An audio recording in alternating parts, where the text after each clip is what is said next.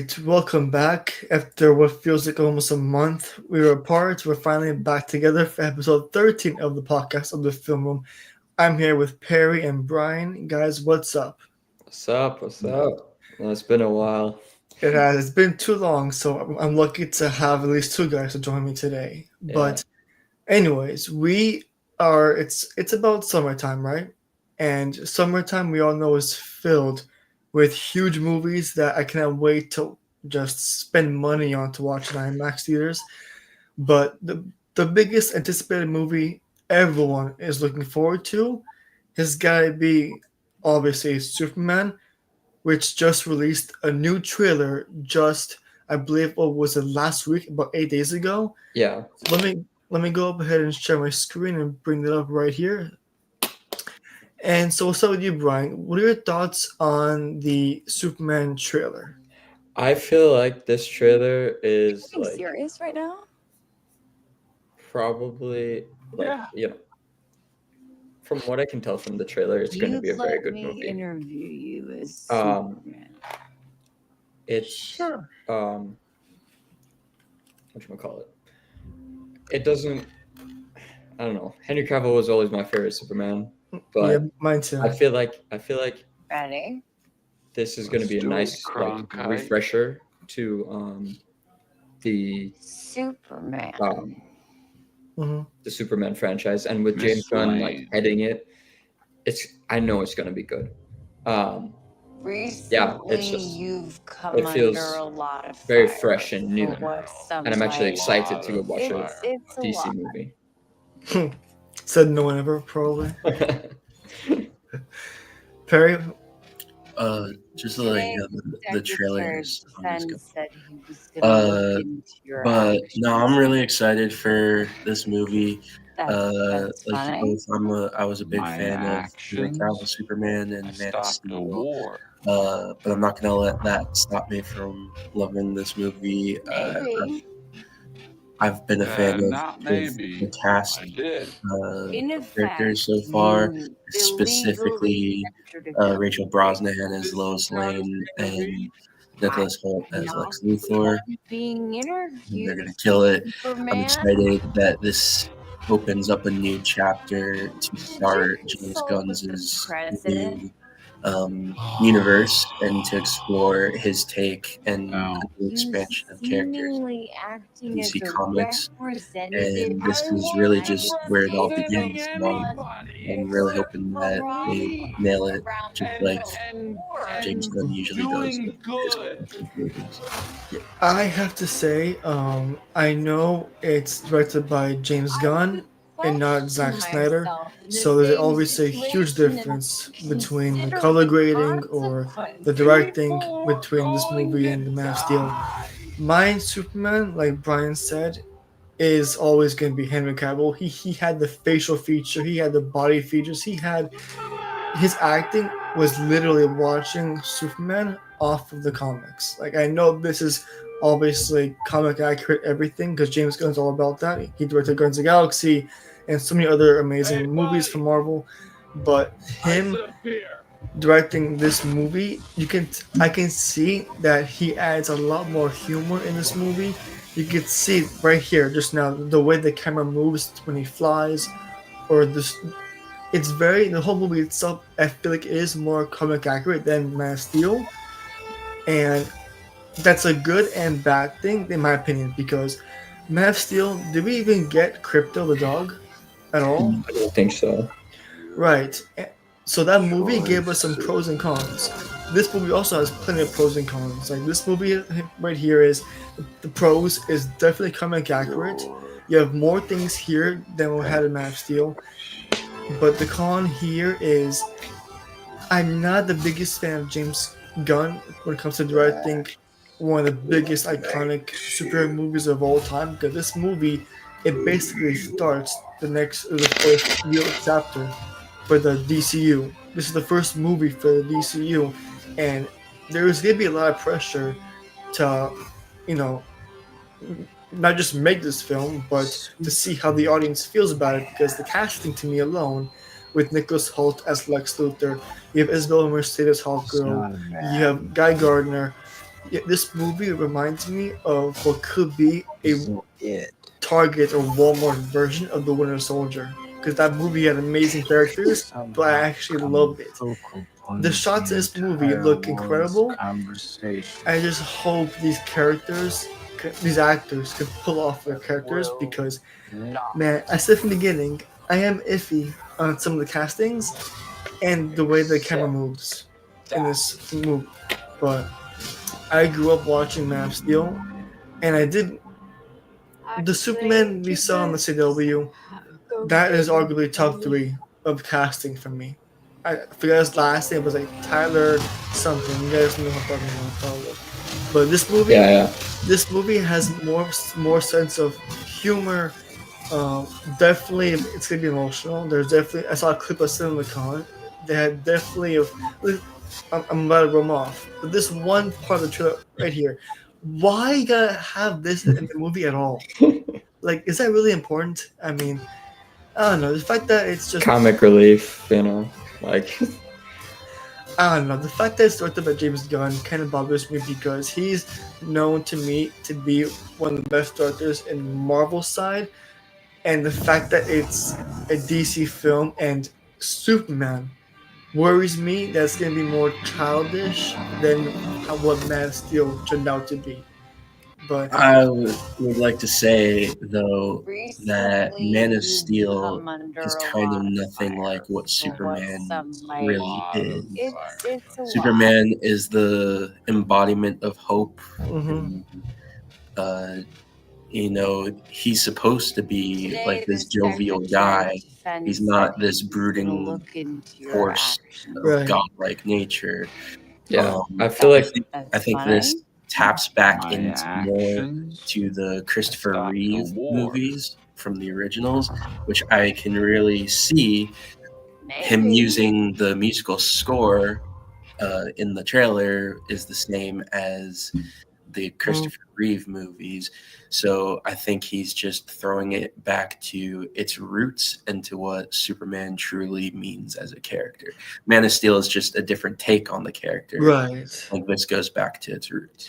No, you're right. Man of Steel is a different take on the character. It is, but that take, like that version of the character, the fact that it's directed by Zack Snyder and how the color grading, just that movie looks entirely different than what this is going to be. But it's not. It's not supposed. They're not trying to be the know. same. No, Is what I'm saying. I know. It's just I can't really imagine Henry Cavill in this style of Superman, which is why not which is why, but he to me is Superman. Like if I close my eyes and if you tell me David Cohen Sweat's name, I'm gonna think of Twisters. He was a side character in that movie. He did surprisingly well. There's a reason why I still remember him being in that movie because he did that well. But him being the lead role, the Superman moving forward in DC, man, I just hope he pulls it off. And this shot here kind of confuses me because isn't he immune? Not immune, but like technically fireproof. Why is he guarding his face if he's technically fireproof? This part confuses me because you saw Man of Steel. Obviously, yes, different movie, but Henry Cavill's he literally stands still in deep, deep like sadness. The whole thing, the whole courthouse exploding. He's standing still, not even thinking about the fire. In the beginning of that movie, he's walking to a submarine shirtless on fire. And here David Cohen is literally guarding his face from the fire, even though he's technically fireproof. That kind of confuses me. And one other shot here, or line here, I can't find it right away, but he goes right here, "Hey buddy, Here. look up here," and then he goes up. Like, I guess this movie is definitely adding more humor, but that one line, "Hey buddy, eyes up here," you didn't need that in the movie. That doesn't even really feel necessary. I feel like James Gunn adds a little bit too much humor in a Superman movie, but again, That's what Superman's supposed to be. I get it, but I guess after I watched Man of Steel, my expectations are maybe too high for this movie. That's what I think.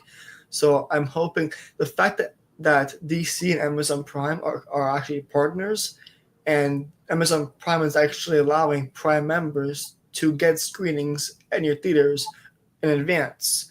So the fact that they're reaching out to Prime members gives some good confidence about the movie, I have to say.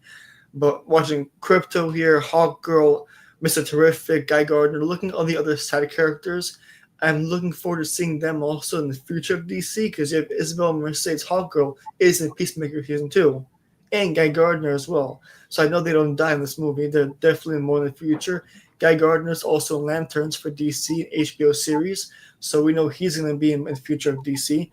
So I'm looking forward to seeing those characters, and I'm looking forward to see how he interacts with Supergirl, because Supergirl is going to make a cameo in this movie as well, I heard. We're going to see Lobo in Supergirl's movie too, played by Jason Momoa, but I don't know. My expectations for Superman seems to be too high after Man of Steel, but I guess I gotta trust James Gunn, because seeing how he directed Guardians of the Galaxy, I have I have to give him a shot with this before judging it entirely, I guess. Yeah, and things like scenes in this are often taken out of context, so we can't really hold them, until we see the full context of it and Yeah. what's going on and everything. So you Besides, gotta give him the chance to cook. This shot right here, they released also a clip of Superman really badly hurt on the ground, getting carried to the fortress. The fortress is one of my top key points from the trailer that I really enjoyed to watch, because this is very comic accurate. I'm not sure if it turning into this, the way it turns. I'm sure that's obviously accurate too, and the way he heals from the sun, the way his robots heal him. People say it's hurting him. That's basically imagine all your bones, imagine all your organs forming back to shape literally in 2 seconds. That's gotta hurt you for sure, but it's also healing you. People on Twitter were complaining, why is he in pain from the sun? But imagine getting healed like that. That's with just all your Twitter. Nobody's happy Yeah. on Twitter. But when I look at this vision that James Gunn has, I'm just reminded of the 90s show Superman the Animated Series with him being a Superman. I don't know if either of you've seen it, but that is just straight out of the comics. Right. But in that version, he takes the hits. There's a new villain every week, but it's not like he's indestructible or anything. He is the man of tomorrow, the man of steel, but No, yeah. he is trying to be in touch with the human spirit. Mm-hmm. I actually enjoyed watching Superman hurt in this trailer, and that's not because I don't like this actor or this movie, but it shows that even Superman can get hurt. Even he's able to look damaged, and I'm sure the fact that he can visibly get damaged and then still be that hope that the kids will be watching him getting hurt but still saving the world. He's definitely going to be an inspiration to little kids in the movie and in real life, because kids nowadays, or kids ever, it's hard to picture Superman himself bleeding or just flat out injured or hurt. And the fact that he bounces back from that, obviously, that's the biggest takeaway from this trailer and from the movie. Seeing him hurt is big, obviously, and to me, I don't know if it's for you guys, but to me, this part of the trailer might be not a spoiler, but a slight spoiler, maybe, seeing that the robot's destroyed, because in the trailer, in the first teaser, it showed Superman kneeling down and holding the robot in his hands, and I was wondering, how did the robots die? And it shows us here how they died, and I don't like seeing how this happened from just a trailer alone. That to me is a small spoiler that I didn't really need to see, and I thought it was like a bigger deal. But the fact that it happened like this, I don't like that part of the trailer. That's just me, though. Yeah. One Most thing I want likely, to add. Sorry, go. is like in the first part, from like an acting perspective, in the first part of the trailer, you can hear Superman's voice go from Clark Kent to Superman, and I just think that tiny detail is what really sold it for me. That was in this part during the interview. Yeah. You'd let me interview. I mean, you can't hear it here, but but this part where he's like kneeling back, that was him as Superman. But as he leans forward, as he just leans forward into being serious, that's him as Clark Kent. There's a change in the way he like talks. Let's do it, Cronkite. That I'm just like, okay, like right this here, actor knows what he's doing. Like right here, this part of him sitting back right here, that's him as Superman. And this part where he leans forward, that's him as Clark Kent. Yeah. Yeah, he did the meme basically. Recently, you've come under a lot. All right, Perry, Brian, let's do Perry first. Any last thoughts on Superman before we move forward? Yeah, no, like I said, I'm really excited for this movie. I'm excited to start James Gunn's universe. I'm a big fan of Superman in general, and I think with all of the chaos and stuff that's happening in the world, I think the world could really use a Superman movie right about now. Yeah, I feel like that's a perfect way to sum it up. I've always been more of a Batman fan. That's just I'm also more of a Batman fan. Really? but like Superman can like, it can really hit me in the feels, especially Man of Steel. So I'm excited for what James Gunn has to offer us, and we'll see. And I have to say, I'm always going to bring up Man of Steel because that's one of the greatest DC or comic book movies, in my opinion, almost ever, because Henry Cavill is my Superman. But I hope David Cohen's Sweat could reach the level of peakness, and this movie could reach the level of peakness because, again, it's the first film for the DCU. It's gonna be basically the first impression for DCU for us, and whether this tanks or does amazing, that tells us how the future could look for this franchise, and that's what I'm worried about. But on July 11th, that's when we'll find out. That's when the world will look up and find out. All right, that's done with Superman. Now we move forward to one of my most anticipated movies of the summer. Hold on, give me 1 sec. Yeah, go for it. Perry, we're moving on from Superman to one of mine, like I just said, to one of my next most anticipated movies of the summer, the next Jurassic World Rebirth. What are your thoughts on this movie? So with Jurassic World, it's a little complicated. I adore the original Jurassic Park film. In my opinion, I don't think Jurassic Park should have even been a franchise. Really? Because every other movie following that is just not as good.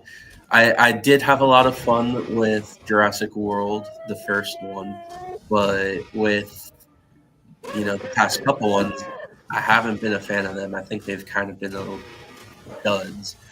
I know this is like a new direction. I always love some Scarlett Johansson and Mahershala Ali, but I kind of see no reason to think otherwise with this film, considering the past two I didn't really like. All right, Brian, give me your takes, your thoughts on on Jurassic World. They need to stop making these movies. I think it's way, way, way, way, way too overdone now, and there's only so many times we can like tell this story, and like before people get like very tired of it. Like we get it, the whole premise of the movie, it's very overdone to me, and the classics are just the classics, and we should leave it at that. However, Jonathan Bailey being in this movie, come on now, it's gonna be good. Him, really? Yeah. He's an amazing actor. Like I love him. Have you seen in Wicked? Yeah. Yeah, of course. I'm like, that's like kind of the only reason why I'm looking forward to this movie. It's just him alone. Of course, Scarlett Johansson is gonna do Scarlett Johansson. Yes, but I say, where's her mention? Yeah, and she's in a league of her own, so like we can't compare. I mean, she's a Marvel actor, so definitely her own tier. Yeah. So You know, I have to say, you guys, I agree slash obviously disagree that the stories for Jurassic World, these movies have to end. I see what you're saying after watching Jurassic World Dominion, the most recent one after before this, the one where they combined the more recent actors to the previous actors in that movie. That one was weird as hell, but this movie, the only reason why I'm looking forward to this one a lot actually is because, for many reasons actually. One, the casting, Scarlett Johansson, Jonathan Bailey, and Marshall Ali. The director, Gareth Edwards, who directed The Creator, amazing, amazing movie. Definitely meant for IMAX, 100%. And I noticed how they're definitely, if you see the beginning of the trailer, they're definitely adding some finally horror elements back into this franchise because the previous one didn't really have any horror elements. This one, they're definitely leaning more into it, and if this scares kids, that's good because dinosaurs are supposed to scare kids, and seeing dinosaurs eat people is always going to be entertaining for me. And the fact that it happens like this for one guy, how do you say in IMAX? There's no way you can back out of this movie just from this scene alone. It's definitely horror, definitely going to be dramatic, definitely thrilling, suspenseful. It definitely action. And if you hate jump scares, this might have some, but I saw Alien Romulus. I saw Sinners. That doesn't bother me. yeah. But any film that has creatures or animals eating people, take my money. I'm someone who because I'm Yeah. just someone who loves gory. I'm someone who I, loves. I didn't know you were such a big fan of Human Centipede. That's crazy. Well, I mean, they have different movies out there, and Jurassic World is one of the most iconic franchise to me. And Brian, you actually missed out what Perry said. He said Jurassic World should have been a franchise. I was gonna log him out from saying that alone, but this movie is one of my most anticipated movies of the summer. Yes, it is a really well-known franchise, but I do believe they will up their game for sure because the castings, the characters, the fact that it's finally different than the previous movies is what makes this movie so refreshing, but also very similar too. I'm sure the story will be different, and I'm looking forward to see how the dynamic between Marshall Ali and Scarlett Johansson looks in this movie. Because come on, you have people like this here roaming comfortably in the field when there are dinosaurs out there just roaming the field with you, and this movie is definitely there's something about it that makes you want to see it just So, maybe in 3D, but I can't do 4D. But this movie looks like it's gonna hit different. That's just me though. so I have a question regarding this movie specifically. Um, so from Dominion, which was the last one, wasn't really a big fan of it, but in Dominion, all of the dinosaurs were kind of just roaming the earth Hmm. just in general. Why is it so special that they're going to this island full of dinosaurs and acting like uh, it's nothing that they've never seen before if all the Right, dinosaurs are currently roaming the earth, if this is after Dominion?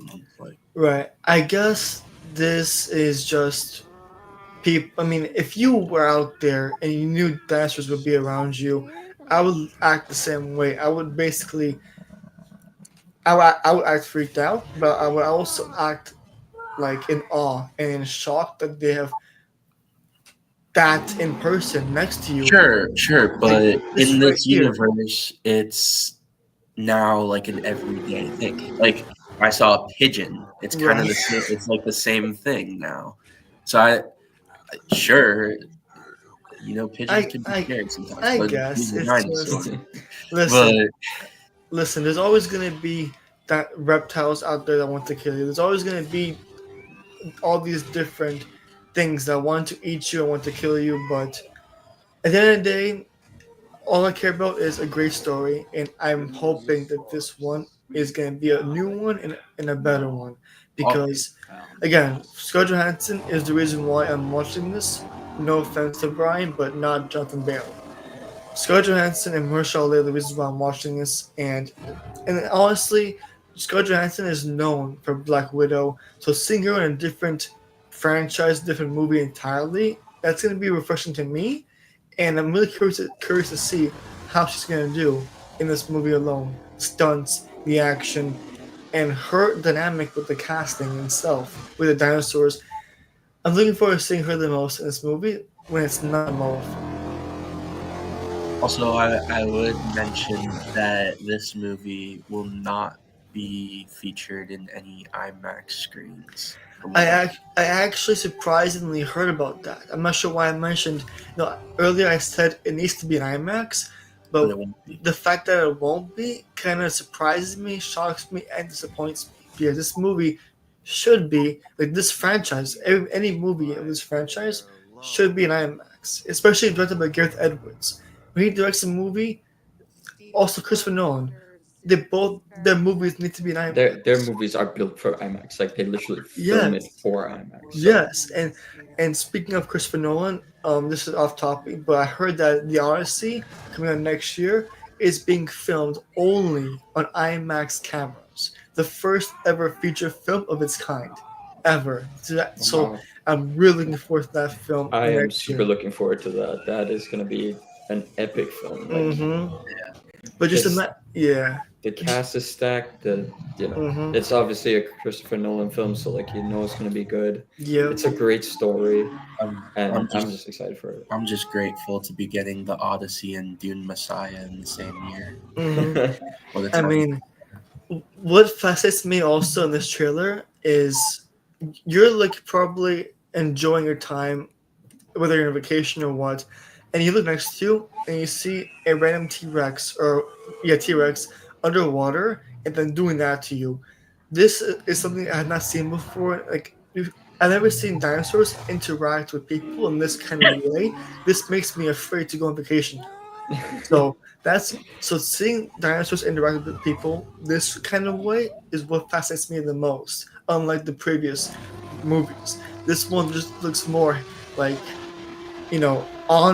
on you, and it makes the stakes so much more higher for your life basically as you go do your mission, this and that. I'm just looking forward to seeing this movie when it comes out. I think it's on July 2nd for sure, and you can bet your butt I'm gonna try to get that advanced screening for this movie. That's All right, what's up. guys. Any last thoughts on Jurassic World Rebirth?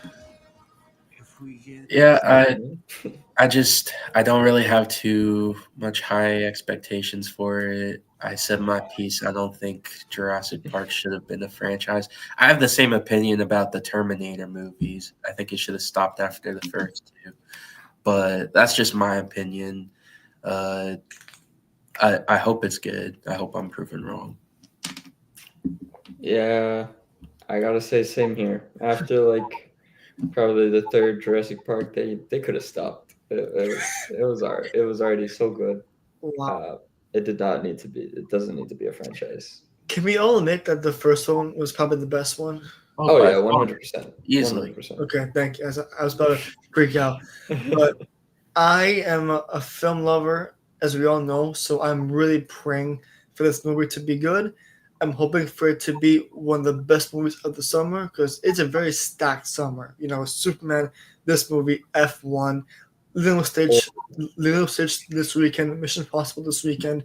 So I'm really looking for, and IronHeart, also Disney Plus, coming out, I believe, next month. So a stacked list of movies and shows for the summer, and I just hope Jurassic World Rebirth really changes your minds after you see the movie, if you see the movie at all. I'll see it, but we'll see. Yeah. All right, guys. With that down, let's move on to the final trailer reaction to IronHeart. And I have to admit, the fact that I thought this was going to be actually a movie that's being turned into a series on Disney Plus kind of tells you the confidence level in this series, I feel. I hope it's not another. Oh, by the way, Ryan Coogler, amazing. The fact that he's producing this movie is just. If you saw Sinners, the Creed movies, Black Panther, Ryan Coogler is the only reason why I'm watching this movie. For him and Ruby Williams, who plays Ironheart, to me, just looks like another Iron Man wannabe. But I hope it's not the case. Where do you guys stand on Ironheart coming out soon? I'll let I- you first. Oh boy, it's I don't doubt that it'll be a good thing, but like, I don't know, like, I'm having I'm having this back and forth with like Marvel's back, Marvel's not back, Marvel's back, Marvel's not back. So like, I don't know how to feel about it. Anthony Ramos is in this movie, so that's great. He's playing the hood. Yeah, Ryan Coogler's producing it, so like, I know it's gonna be like, I hope that it's good. But I don't know, something about me is like sending off red flags in my head about like, this isn't gonna be good. But like, You know what I heard about the show? Actually, it makes it kind of worse. I heard, I hope it's not true, that it will have like 6 episodes, and the first week it will release 3. It will release 3 episodes. I heard on the first week of its premiere. That will leave just 3 more episodes left, and I don't know if it's gonna be 1 each week or 3 again the next week. But it's only 6 episodes, I think, and the fact that they're releasing 3 and in the same time in the same week, I don't know. It kind of tells you how mid the first 2 episodes probably are, and then maybe the third one is much better. That makes you want to watch more when it comes out the week after. I don't know. The fact that it's Perry, where do you stand on this?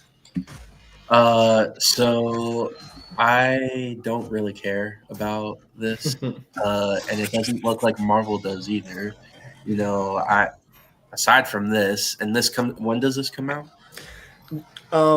Definitely next month, June. Okay, so let's say it comes out. You said June 2nd? June something. Okay. Well, wait. Let me actually. It's in a trailer. Comes out June. So you went around. Keep talking. Let me find it. Yeah. So this comes out next month. Basically, this is the first thing we've even seen about it, and like you said, the 6 episodes divided into 2. I don't think they really care about this. I think they're just shoving it out there. You know, I kind of liked Riri Williams in Wakanda Forever. It wasn't anything crazy, but you know, if they wanted to continue her story, sure. Here, June 24th, 3-episode premiere. All right, that's in a month, and it's the first we're hearing about it. And so, you know, like I said, I thought she was all right in Wakanda Forever. I don't really like the design of the suit at all. And, you know, the Marvel TV shows, they don't have a good track record. So I may not even see this, to be honest. But I would like to say that I've been seeing the reactions online, and I think they're hating this for the wrong reasons. And I don't think that, like, racism should be right. Why you shouldn't see right. Obviously. I think this was like one of the most disliked things Marvel's come out with. Actually, yeah. I mean, Marvel's YouTube, they don't show how many dislikes. They're not showing it, but I know it was, and that's completely not right. I'm not interested just from the creative standpoint. You said Anthony Ramos is in it. As the hood, right here, yeah. I liked him in Hamilton. I don't think he's been great in anything else. Transformers, Rise of the Beast. That was terrible. Sorry. And then I do like Alden Ehrenreich, but it's just whatever. Yeah. How about wait? You said In the Heights, right? Yeah, Anthony Ramos, I feel like he does a really good job with stage work and like musicals. So maybe stick to musicals. No, Yeah, I'm just I don't I don't think know. I don't think he can convert it quite as yet. I don't think he's gonna be singing in this. So. From things. So like, One of those. No, I mean, watching like right here the flashbacks, like you said, Perry, Wakanda Forever. The movie, it was a great intro to her character. I loved how she was definitely humorous in the movie, and it definitely showed her being like what do you call it, an inventor or similar to Tony Stark. And this shot here, there are a couple shots. This shot here, and when she's holding the mask to her face, and there's one where this part right here.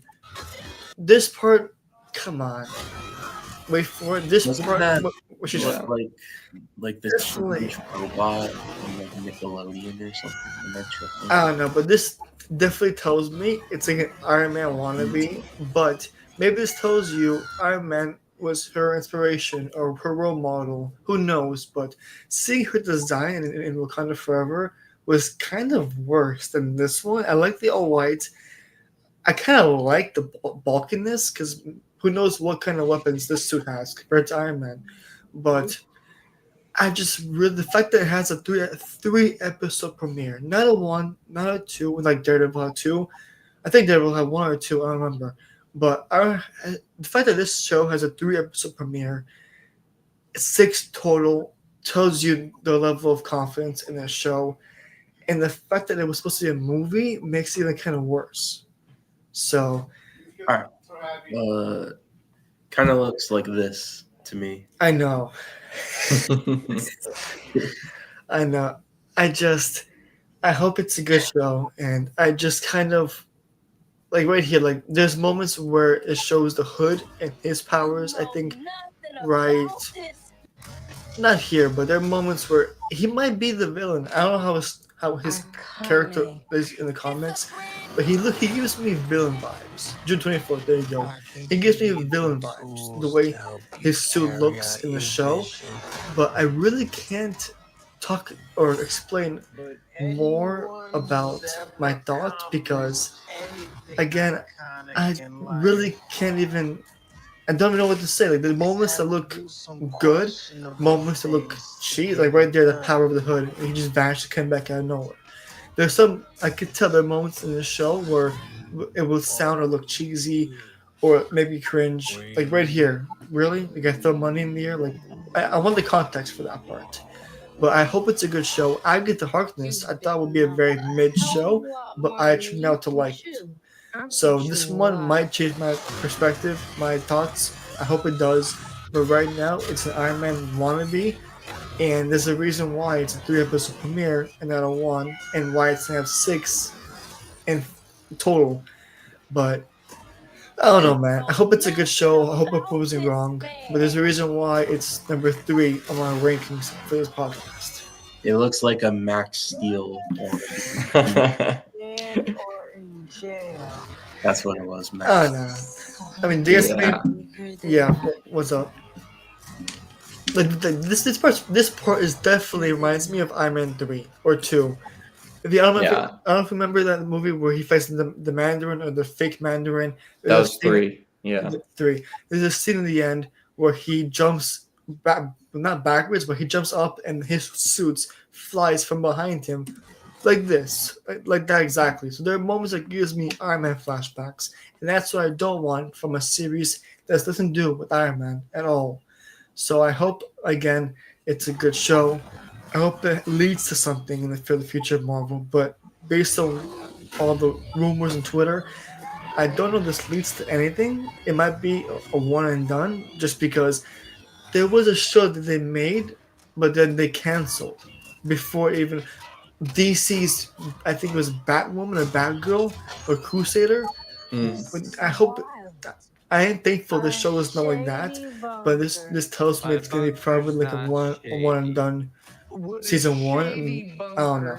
I hope it's a good show. I hope it proves me wrong, and I hope we see her character more maybe in Doomsday or Secret Wars, but I kind of doubt it.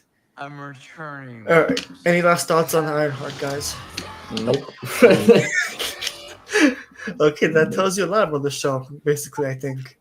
Yeah, it's I don't know. All right. I'll watch it, but I'm not gonna be happy about it. I think I'm gonna pass on this one. Well, the people watching and listening on Spotify, YouTube, don't let our thoughts change your thoughts on this movie. Obviously, because it's Marvel, I'm gonna watch it, but I hope it doesn't waste my time. Basically. All right. So our trailer reactions are done. Let's move on to the final and, in my opinion, the best topic, my favorite topic of the today's pod. Guys, last year we had Barbenheimer. Barbie. 2 years ago. 2 years ago, sorry. 2 years ago already? Damn. We had We had Barbie. Liquid last year. Thank you, yeah. We had Barbie and Oppenheimer. Now we welcome in Barbenheimer 2.0, but Lilo and Stitch times Mission Impossible. I call Mission 626 because you guys know Stitch's Experiment 626, but people out there some called it Stitch Possible. So so this week and 2 weeks ago I saw both Lilo and Stitch already and Mission Impossible. But with you guys, if just by the names Lilo and Stitch and Mission Impossible, which movie do you guys think would make more in the box office, and which film to you would be just better overall? Hear me out. Hear me out. I'm hearing you. I'm hearing you. I think Lilo and Stitch has got this. You think really? Yeah. I mean, it's so called the last thing for Mission Impossible. So maybe it's good. But the last few Mission Impossibles weren't all that, Hey. I have to say, Fallout is my favorite Mission That's Impossible. crazy. Yeah. No. To people, it might be the worst. Even I don't know about you guys, but I really loved Fallout. And Fallout and Rogue Nation are my top two. So what's your first one? Oh, Fallout and then Rogue Nation. Oh, in that order? Yeah. Oh, so you had Fallout at number 1 too? Yeah. Okay, because you're coming crazy for that. Okay, that's what I was saying. No, I was saying him saying that the last couple weren't. Okay. Mid. Okay, so which one's your favorite? Mission Impossible. There's 7 others. There's 7 total, right? Ghost Recon. Ghost Protocol. Yeah, Ghost Protocol. The first one, classic. Yeah. You know, I don't know. I feel like I don't know. I think again, this is kind of the same with Jurassic Park. People are kind of tired of the Mission Impossible ones. It feels very one note-ish. I feel like. Okay. It's the same kind of premise every single movie, right? And people are gonna watch it, and regardless, because it's Mission Impossible. It's it's nostalgic. It's right. But let me tell you, having seen Mission Impossible, obviously in IMAX, but this was my first screening I've been to a movie that comes out 2 weeks afterwards. I was very lucky to watch this movie that early, and like you said, this movie is very nostalgic. It has some moments of nostalgia for sure, because if you guys saw the previous movies, this film brings up some key moments from the past. That's all I'm going to say for that. And that's what brings up the word nostalgic, because if the word is all about bringing the past back to the present and to provide the context for that movie. And this movie does a good job at doing that. And I have to say, Tom Cruise is known for his incredible stunts. In fact, I'm doing a video soon ranking its top 8 stunts. He is 10, 11, 12 in the franchise, but I'm only doing 8 because 8 films. But The Final Reckoning is, on my ranking of films, it's number 2 for me. No, I'm sorry. It's number 2 for me, with part 1 being 3. I have to say, this movie it's long. It's 2 hours and 50 minutes, but it feels like it's basically 3 hours long. But thank God, for a movie to be that long, it's hard to keep you engaged every minute, and it's hard to have a scene that doesn't feel boring or dull. And let me tell you, you will not be able to use the bathroom during this movie. Every scene definitely hooks you from beginning to the end. It's not me being, a casual, writer. This is me being genuine. Like this from the beginning. Yeah, the beginning part definitely hooks you. I'm trying to remember what the beginning was. The beginning definitely hooks you because it's technically kind of foreshadowing to what you're going to see later on in the movie. And as the movie progresses, you, I was biting my nails during his stunts because he had this one stunt, this underwater vault scene, and I think it was Rogue Nation. He he in this movie there was another, as you see in the trailers, this other underwater stunt. It's it's more life risky, like the way he handles himself in this scene. I'm shocked he didn't die. That's what I'm gonna say. And Simon Pegg, who was the on Benji, he even said to Jimmy Fallon that he was on days where he wasn't filming, he was literally waiting by his phone to see the call, to wait for the call that Tom Cruise died, based on the stunts he was doing.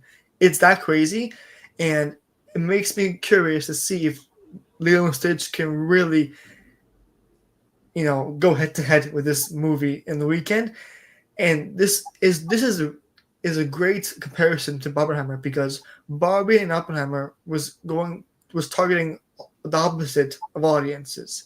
This is the same thing. Lilo and Stitch is targeting families, kids. Mission Impossible is targeting action fans, Tom Cruise fans, Mission Impossible fans.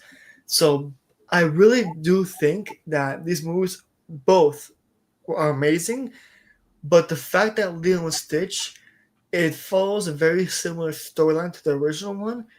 And again, I cried watching this movie. Also with Thunderbolts, I cried with Lilo and Stitch because it's more like family oriented. It uses the word ohana, which is family, a lot, and it's obviously, the humor. You have the emotional moments. You have the drama. It's even suspenseful at times, believe it or not. The CGI is the key point. The CGI for Stitch, I heard, he had the Sonic makeover.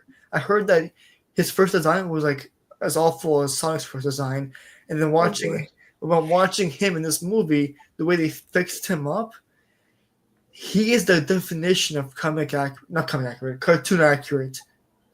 His voice, the actor came to reprise his voice. I love his voice. I love the way they treated him in this movie, how chaotic, hectic, and when he realizes it's time to get serious, it's time to get emotional, it's time to care, Stitch clearly steals every scene in this movie, no doubt.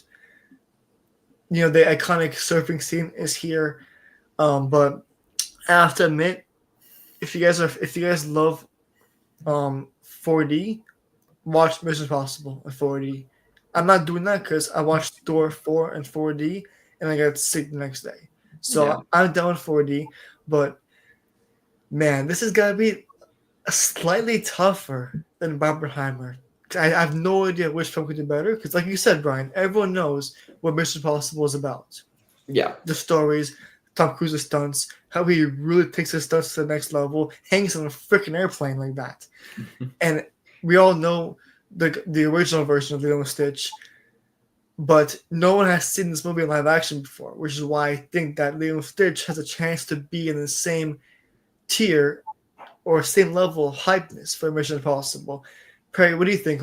Which movie will do better in the box office and be better overall? So I think the one that is going to make the more money is, I think, easily going to be Lilo and Stitch. I say that because despite all of my praises for the Mission Impossible franchise, I think it's one of the greatest franchises of all time. They don't really do that crazy in the box office. I mean, if you look at Dead Reckoning, it wasn't that great in the box office to other.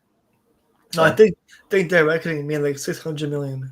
Right, but it wasn't like It's not like Avengers or like this crazy Of course not. $1 movie. Avengers, you're combining multiple superheroes. I know, but this is like one of the best action franchises of all time. But the fact that you understand what the story is going to be about, the fact that it's the final film of the franchise, you basically. I get all that, and this is my other point.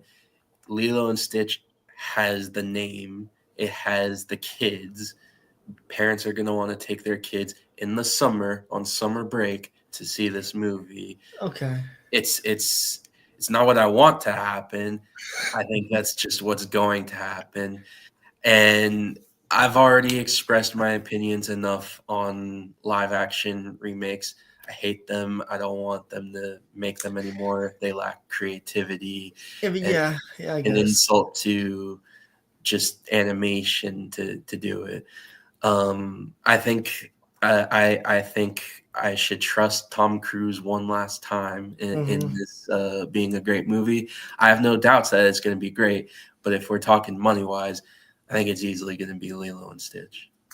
You see, when you mentioned that some movies don't need live action remakes, you're right, but I do think, and I hope I get roasted in the comments, whether I get a clip for TikTok or through here, but I do believe Lilo and Stitch is better than live action Aladdin.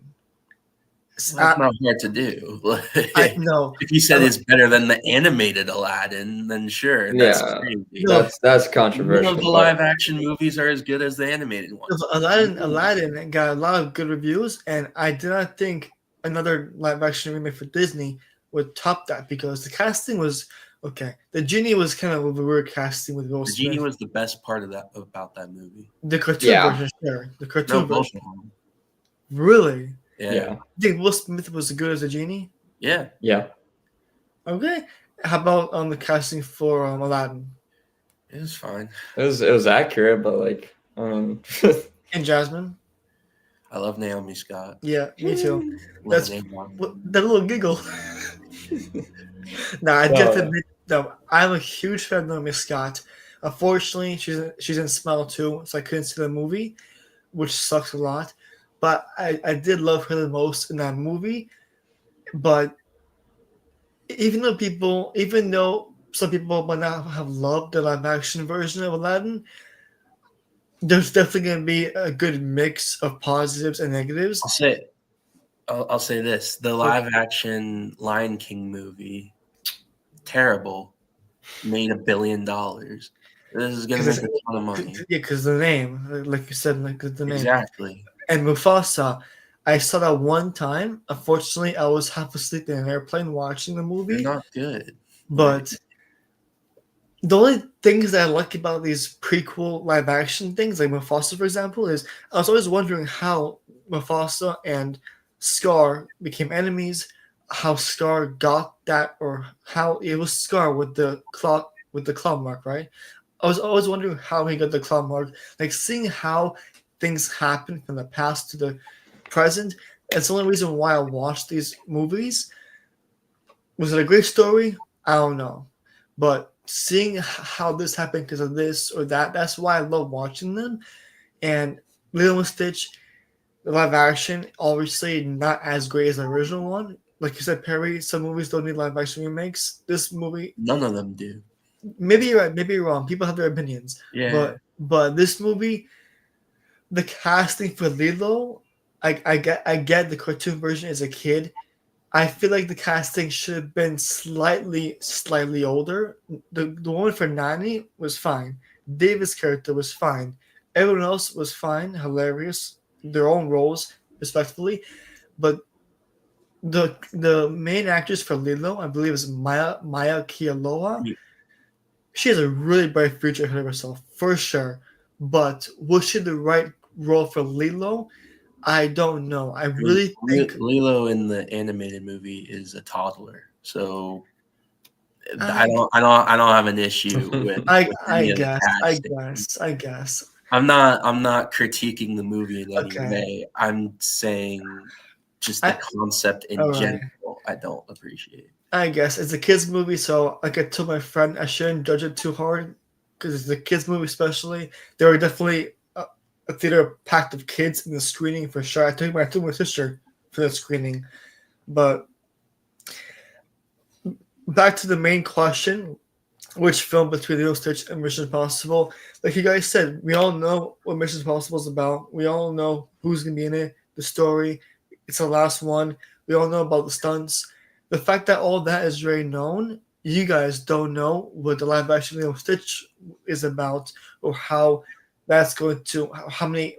There's way more kids in the world than there are adults. I feel like, and this movie will definitely bring a hell of a ton of kids, while Mission Impossible will bring in those fans of this franchise only, and those fans of Tom Cruise. Lilo Stitch brings a whole broad of different kinds of kids, whether different religions, different, you know what I mean. This brings a lot more wider version of kids than Mission Impossible does for adults. So that's the only reason why I think Lilo Stitch will definitely make. That movie is already talking sequels. Disney is talking sequels for this movie already, and it's estimated to reach almost 300 million from the weekend alone.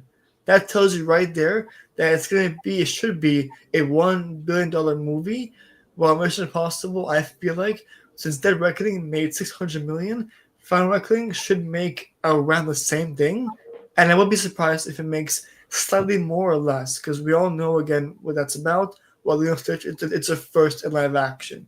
So I think in general, I saw both. So I'm saying Lilo Stitch is better emotionally. And I do think that will make more money because, like I said, it brings a more broader audience. All right, guys.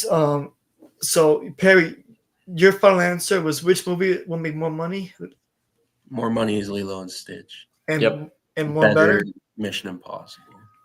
And Brian, Probably the same thing. Yeah. the same thing. And any last thoughts on these movies, these films before you watch it eventually? Lilo and Stitch is going to make so much merchandise money too. And the marketing for that Yeah. was crazy. Mission Impossible. Yeah, the marketing was So phenomenal. Yeah. it's going to make a ton of money. Mm-hmm. I mean, Mission Impossible. I don't remember. Although we know, that's coming out. Everyone knows that. Do you guys remember any marketing besides Tom Cruise's diving scenes? Besides I Tom mean, Cruise's what's it You called? don't really have to Skydi- market anything else. skydiving. Like that's where you're coming I live in New York, so like I've been seeing a lot more like out on the street Lilo and Stitch than I have been seeing Mission Impossible. Mm. Like especially like in Times Square and everything. Like Yeah. I don't know if I'm looking for it or anything, but like I can see more Mhm. Lilo and Stitch like popping up. Mhm. And like online as well. Like it feels like it's I And can't even remember. Like I see a few backstage stuff Mhm. with Mission Impossible in like the past few days, but it's been like predominantly Lilo and Stitch Right. for me. when I was at CinemaCon, they gave us a nice sizzle reel of all the Disney films for this year. And by the way, did you guys notice all the the posters for Stitch? How they were very smart with this. All the like Cinderella, Snow White, all these other princess posters, they had Stitch interact with them in his own hectic, chaotic way. Yeah. That was very smart. And there's one poster of him just in a, I guess, mess with all the Disney property merch around him. You have the Pixar ball, the Avengers logo, like the marketing for this movie. You go to airports, you see Stitch's face on those trays. You see him popping out of popcorn buckets, popping out of posters. There's a scissor reel where he's literally just running around in every single sizzle clip of all the upcoming Disney films and shows for this year. He's literally running around during the scissor reel on the screen. And you can see the confidence level for this movie and how happy they are, confidence for this movie to finally be out in theaters, for this crazy marketing. He even broke out the Thunderbolts poster. That was hilarious. Yeah. Yeah. I don't know if you know this, but with the original Lilo and Stitch movie, they did the same thing where he interacts with a bunch of old Disney characters and stuff. They actually had this Stitch, the live action Stitch, do an interview with someone talking about it, Yes. and Stitch steals Jasmine from Yep. Aladdin. Yep. Mr. That Steal was Your Girl Stitch. genius. So Genius. they're doing the same marketing techniques that they did back then, which worked.